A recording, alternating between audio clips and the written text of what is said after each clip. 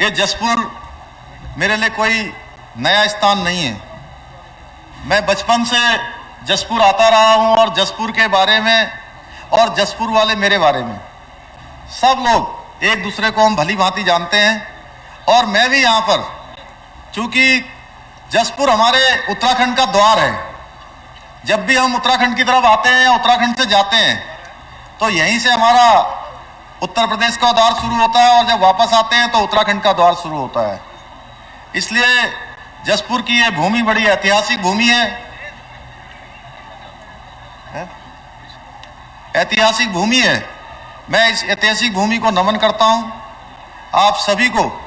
चूंकि बड़ी सारी मांगे यहाँ पर हमारे सिंघल जी ने भी रखी हैं, विधायक जी ने भी कुछ बातें बोली हैं, तो मैं आपसे कहना चाहता हूं कि अभी जैसे हमने किसानों के विषय में बहुत सारी चीज़ें मैं कहना चाहता हूं। ये जसपुर हमारा किसान बाहुल्य क्षेत्र भी है, हमारा औद्योगिक नगरी भी है, आसपास के बहुत सारे रोजगार के चीज़ें यहाँ से जुड़ी हुई हैं।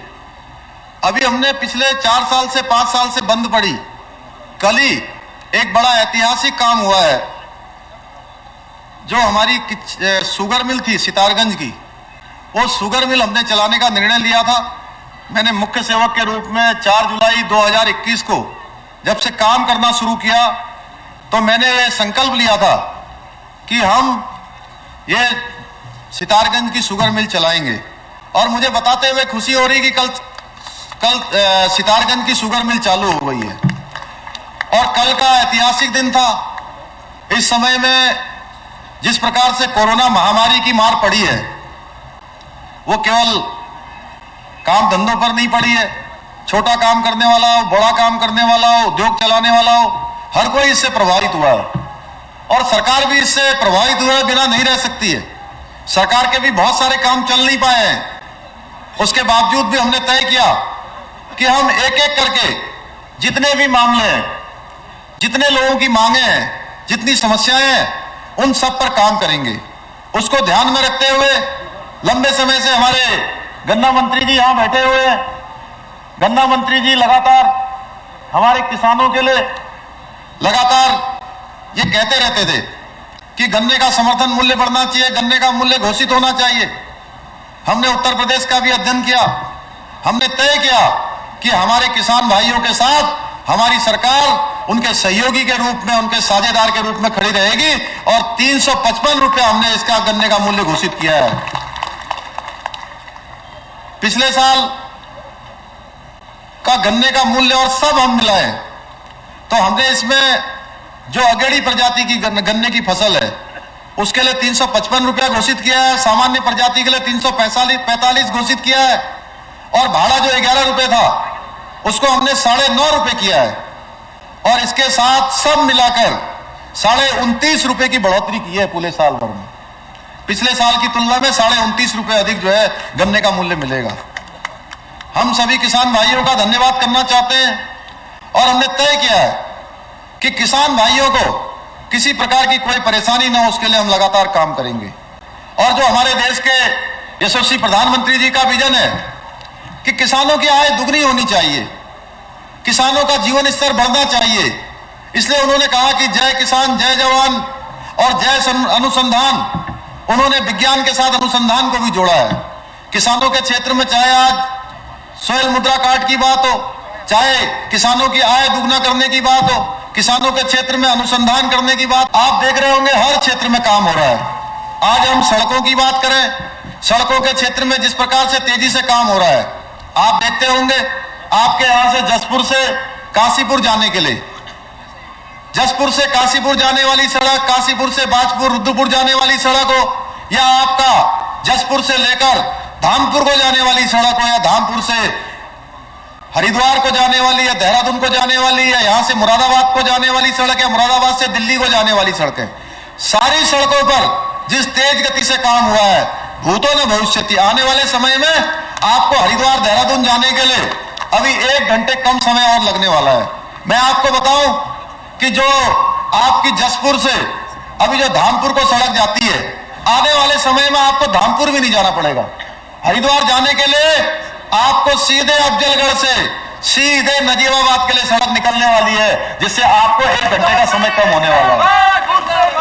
यह सड़क की योजना हमने स्वीकृत कर दी है, भारत सरकार ने इसको स्वीकृति कर दी है। माननीय प्रधानमंत्री जी जल्दी हमारे बीच में आने वाले हैं, और जब प्रधानमंत्री जी यहां आएंगे उस दिन इस योजना का वो शिलान्यास करने वाले हैं। इसी प्रकार से आपके क्षेत्र में, इस आसपास में कोई क्षेत्र हमारा स्वास्थ्य की दृष्टि से काफी पिछड़ गया था, कोई बड़ा केंद्र नहीं है।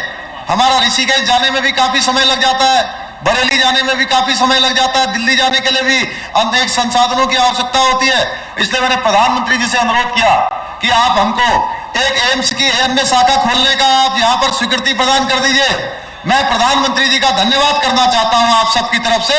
एक बार मैं चाहूंगा सब लोग तालियां बजा के माननीय प्रधानमंत्री जी का एक बार यहां से धन्यवाद करें कि यहां पर एम्स की दूसरी शाखा उधम सिंह नगर में ही खोले जाने का निर्णय हो गया है।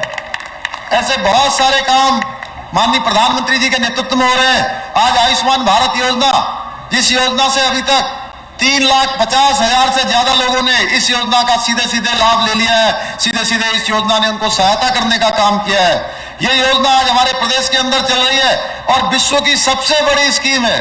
हर किसी को 5 लाख रुपए का 1 साल के अंदर स्वास्थ्य के क्षेत्र में मैं कहूं तो बीमा देने का काम किसी ने किया है तो हमारे देश के प्रधानमंत्री भारत मां के लाल नरेंद्र भाई मोदी जी ने किया है।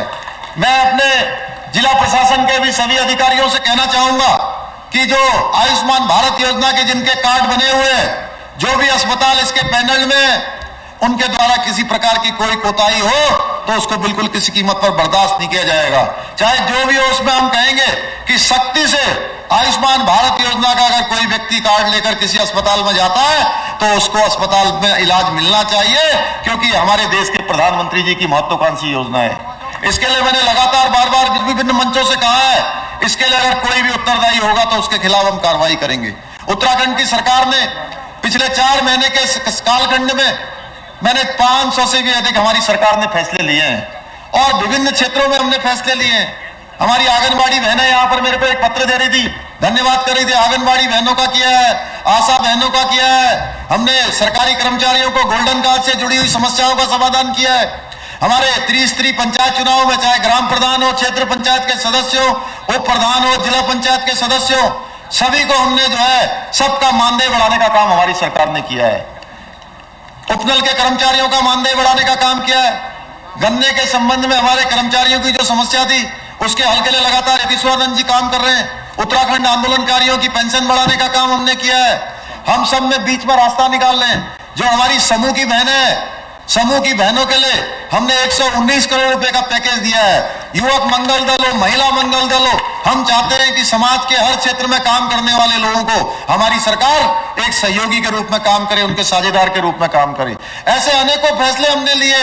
हम नई खेल नीति लेकर आए हैं, जिस नई खेल नीति के माध्यम से ऐसे बच्चे जो खेलने जाना चाहते हैं, जिनके अंदर प्रतिभा है, योग्यता है, क्षमता है, उनको आप किसी को मुंह नहीं देखना पड़ेगा, उनको किसी की ओर हाथ नहीं फैलाना पड़ेगा कि उनका किराया कौन देगा, उनके खाने का सामान कौन ले आएगा, उनको रहने की व्यवस्था कौन करेगा। सरकार ने सारी व्यवस्थाएं सुनिश्चित की है। भाइयों बहनों, हम हर क्षेत्र में काम कर रहे हैं। अभी हमने एक स्वस्थ युवा स्वस्थ उत्तराखंड इसके नाम से एक नई योजना शुरुआत की है। हमने जब इस योजना की घोषणा की थी तो हमसे हमारे जो बड़े बड़े नेता हैं, जो बड़ी बड़ी बातें करते हैं, अपने समय में जब रहे थे तब उनके द्वारा कोई काम नहीं किया गया, केवल घोषणाएं की गई। तो उनको लगा कि हम भी ऐसी घोषणा कर रहे हैं। मैंने जितनी घोषणाएं करी थी सबके शासनादेश निकल गए और डीबीटी के माध्यम से सबके खातों में पैसा आना शुरू हो गया है। चाहे आज हमने 4 धाम यात्रा में चलने वाले लोगों के लिए जो पर्यटन का पैकेज दिया है, चाहे हमने आजीविका मिशन के तहत काम करने वाली हमारी बहनों के लिए दिया है, आशा बहनों के लिए, आंगनबाड़ी बहनों के लिए, हमारे पुलिस के जवानों के लिए, हमारे राजस्व विभाग, चाहे हमारे ग्राम विकास विभाग, सारे विभागों में युवक मंगल दलों को, महिला मंगल दलों को, कोई क्षेत्र हमने नहीं छोड़ा है। जितना समय मुझे मिला है उतने समय में मैंने कोशिश करी है कि एक एक क्षण और एक एक पल केवल और केवल अपने उत्तराखंड के 1,25,00,000 भाई बहनों के लिए लगाऊंगा। जितने मेरे शरीर में ताकत है, हमने कहा है एक पल और एक क्षण का भी हम जो है बर्बाद नहीं होने देंगे। प्रतिपल क्षण प्रतिपल हम लगातार फैसले ले रहे हैं। आज हमने कई फैसले ले, कल गन्ना किसानों के लिए लिया, आज हमने देवस्थानम बोर्ड जिसके हमारे तीर्थ पुरोहित हक हकूकधारी पंडे रावल लगातार इस बात की मांग कर रहे थे, हमने उसको भी वापस लेने का निर्णय लिया है। हमारी सरकार लगातार आमजन की सुविधाओं के लिए काम कर रही है। सरलीकरण, समाधान और निस्तारण 3 प्रकार की प्रक्रियाएं हमने एक कार्य मंत्र के रूप में उसको स्वीकार किया है। मोदी जी का मानना है कि उन्होंने हमारे सामने एक विजन रखा है 2025 का उत्तराखंड जो पूरे हिंदुस्तान का सबसे अग्रणी राज्य होगा, हर क्षेत्र में अग्रणी राज्य होगा, सबसे नंबर 1 का श्रेष्ठ राज्य होगा। उसको बनाने के लिए आप सबके सहयोग की आवश्यकता है, आप सबका आशीर्वाद चाहिए, आप सबकी शुभकामनाएं चाहिए और लगातार इस उत्तराखंड को बढ़ाने के लिए, उत्तराखंड के लोगों को आगे ले जाने के लिए, 1 करोड़ 25 लाख भाई बहनों के चेहरों में मुस्कान लाने के लिए, उसके जीवन को बदलने के लिए, समाज के अंतिम छोर में खड़े हुए व्यक्ति तक शासन और सरकार पहुंचाने के लिए, विकास पहुंचाने के लिए हमने संकल्प लिया है। जब तक हम ये काम पूरा नहीं कर देते हैं तब तक हम चैन से नहीं बैठेंगे।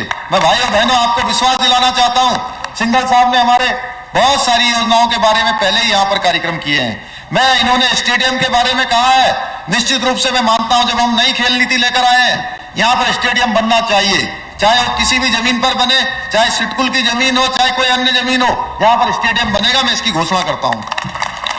लेकिन मैं आपको सिर्फ ये अपील करने आया हूं कि अगर अभी तक आपने K24 news and entertainment channel को सब्सक्राइब नहीं किया तो प्लीज कर लीजिए। मैंने भी सब्सक्राइब किया है और अगर अभी तक आपने नहीं किया फटाफट से करिए। टेढ़े मेढ़े रास्ते मगर सीधे सच्चे लोग, सियासत के गलियारे और दिलकश नजारे, देवभूमि उत्तराखंड की हर खबरें होने न देंगे आपको कमजोर।